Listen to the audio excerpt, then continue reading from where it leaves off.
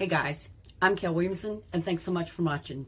Today I'm going to do a little bit of unboxing of a FEELSO and install the shower head. In the box, it comes with everything you need to install, which is a huge plus. It even comes with the little tape so I can tape up before installing the hose for the shower head. It does come with a pamphlet to show you everything you need to do. It comes with a long hose for install. And it also comes with the hinge so that way you can mount up there and have a place to put the shower head. This is a closer look of the shower head. Okay, I'm going to take this piece, which is here. It's got a washer in it. And I am going to attach it up there to my shower head.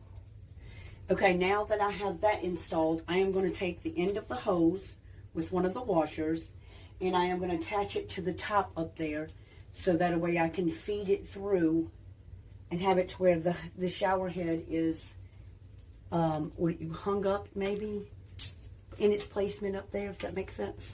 Okay, I have it assembled. It's very, very easy to assemble. There's nothing but just some twisting of the hands and wrapping with the tape, making sure that you put the washers on. I am going to turn the shower on so you can see it in action.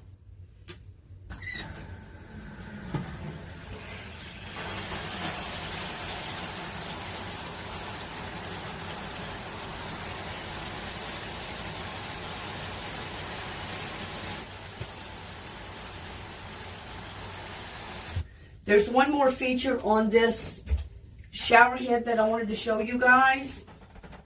I'm going to get it turned on. You can turn it off here. There's a button. And then take the head off, the shower head off. And this part turns into a whole piece for you to get in the nook and crannies for you to clean your bathtub. You guys see that? The bottom half of the shower handle also screws off. And it has a filter in there that you can change out that filters your water so you don't get any, I don't know, harsh chemicals while you're taking a shower. It does have 3 different settings. You just turn the dial on the back side of the shower head.